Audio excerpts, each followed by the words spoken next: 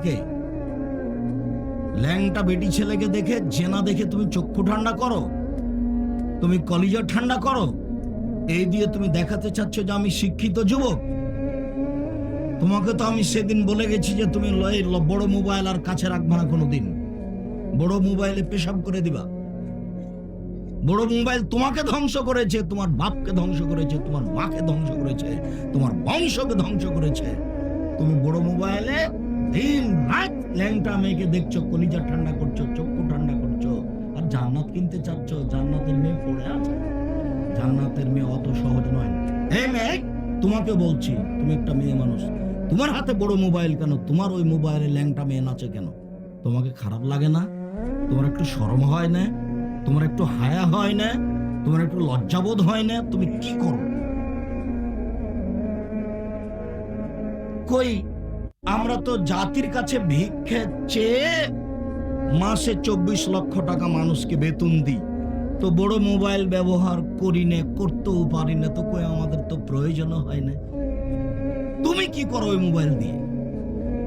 তোমার হাতে, তুমি মেয়ে মানুষ, তোমার হাতে মোবাইল কেন? ও দিয়ে তুমি কি করো? আব্দুর রাজাক, সেই দিয়ে আমি বই পুস্তক ঠিক করি, অনলাইনে পড়ি। তুমি অনলাইনে শুধু পড়ো আর কিছু করো না?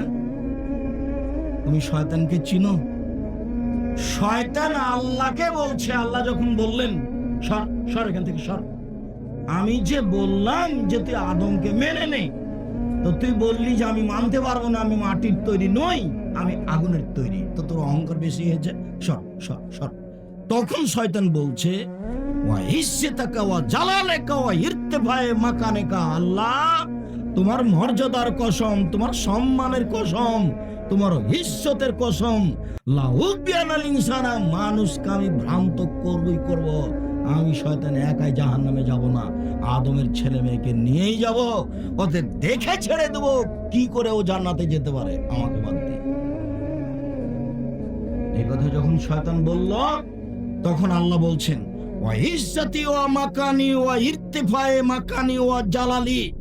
শয়তান, তুমি মনে রেখো, আমার সম্মানের কসম, আমার ইজ্জতের কসম, আমার মর্যাদার কসম, আদম সন্তান আমাকে যতবার বলবে ভুল হয়েছে, আমি ততবার ক্ষমা করে দেব।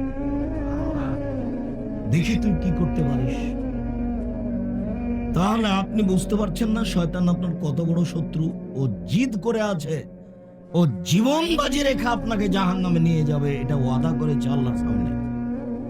এটার ওয়াদা, এই জন্য কিয়ামত পর্যন্ত বেঁচে থাকবে। এই মেয়ে, ফ্যাশন বোরকা পরে আছো কেন? তোমার পরনে কোন বোরকা এটা?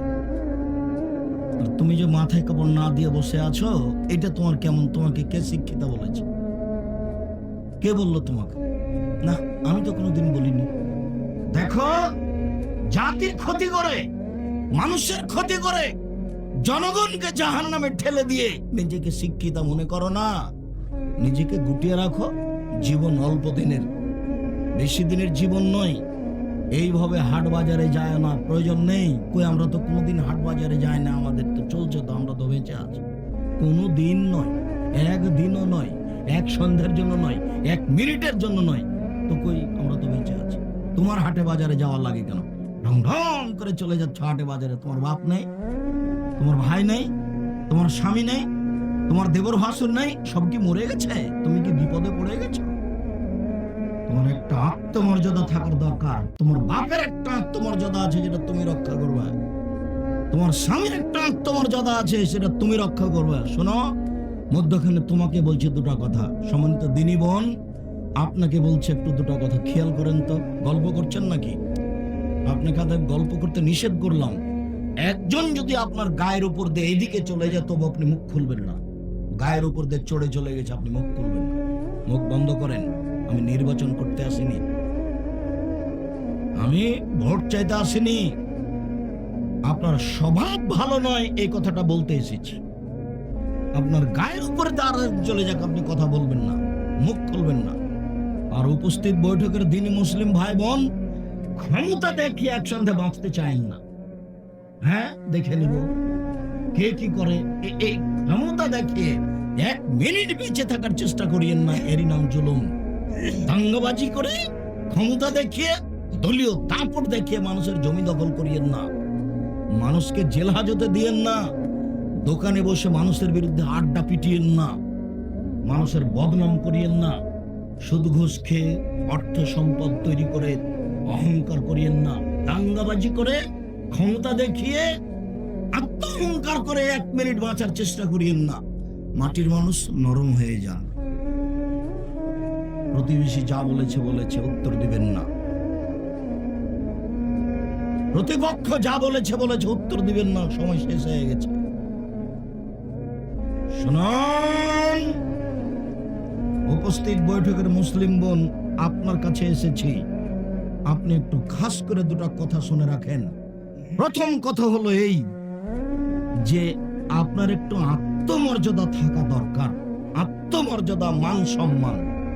আপনার বাপের একটা আত্মমর্যাদা আছে, সেটা রক্ষা করা উচিত। আত্মমর্যাদা কাকে বলে দেখেন তো, আপনাকে আমি দেখাচ্ছি, 2-3টা দিক দেখাচ্ছি। আল্লাহ রাসূল জান্নাতে ঢুকলেন, ঢুকে দেখলেন স্বপ্নে খুব সুন্দর একটা টকটকে ঝকঝকে ঘর, বুখারীর হাদিস। আল্লাহ রাসূল বলছেন যে পাশে একটা বৃদ্ধা মহিলা, এই মহিলা বলতে পারো এই ঘরটা কার? তখন মহিলা বলছে, জি এটা উমারের ঘর। তখন আল্লাহ রাসূল বলছেন, আমার মনটা চাইলো যে আমি একটু ঘরটার ভিতরে ঢুকে দেখি, বাহির যদি এত সুন্দর হয় ভিতরই বা কেমন, দেখার আমার স্বাদ হলো।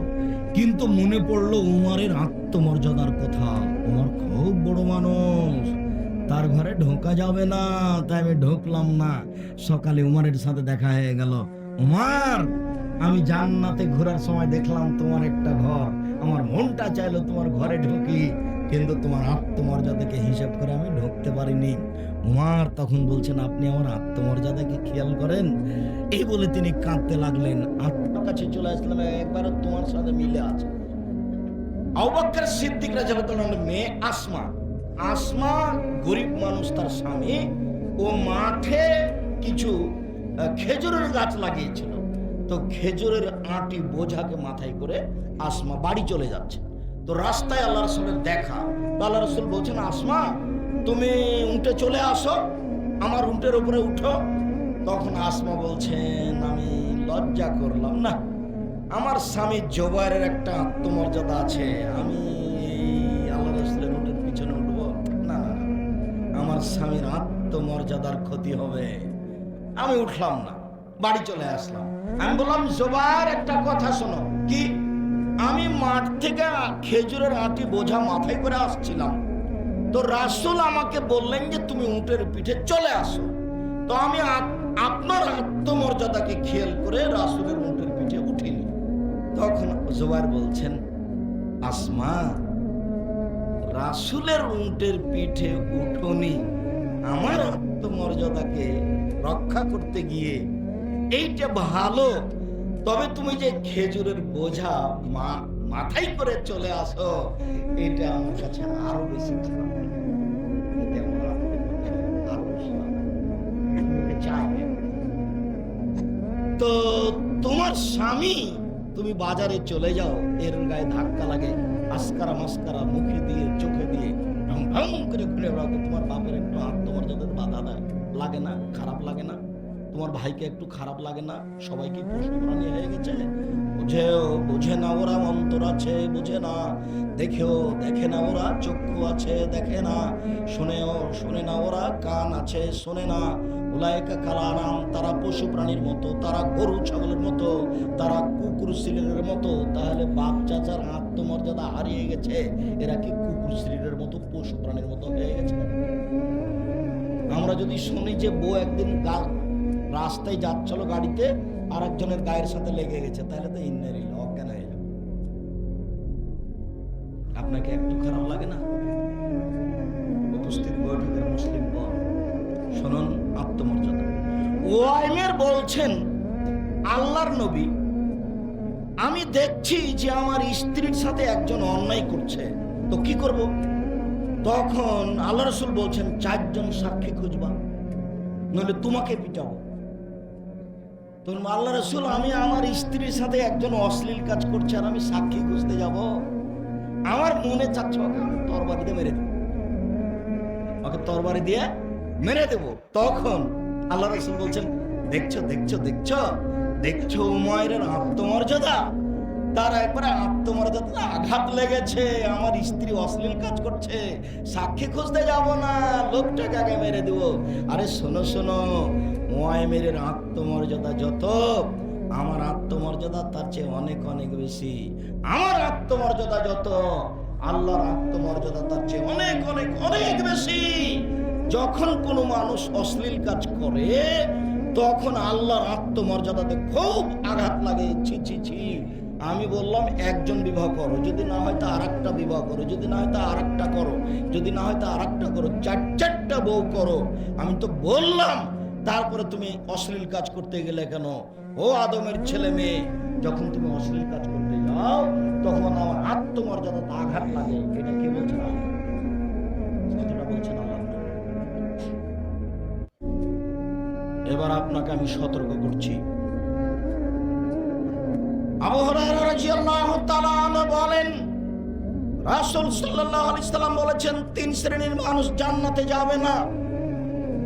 এক, মদবেনুল খামর, যারা নিয়মিত বিড়ি, তামাক, জর্দা, সিগারেট, গোল, নেশাদার দ্রব্য খায়, পান করে, তারা জান্নাতে যাবে না।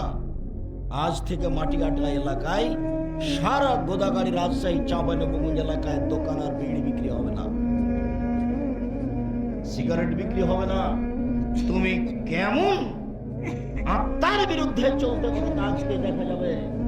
তুমি যদি এখান থেকে বের হয়ে আবার সিগারেট ধরাও, তাহলে তুমি ধরে না আমি গরু ছাগলের মতো আমি বুঝেও বুঝি না, আমি পশুর মতো আমি বুঝেও বুঝি না। আমি আসলে মানুষ হয়ে কখন বাদ পড়ে গেছি, মানুষ থেকে আমি কখন বাদ পড়ে গেছি। এটা তো খারাপ।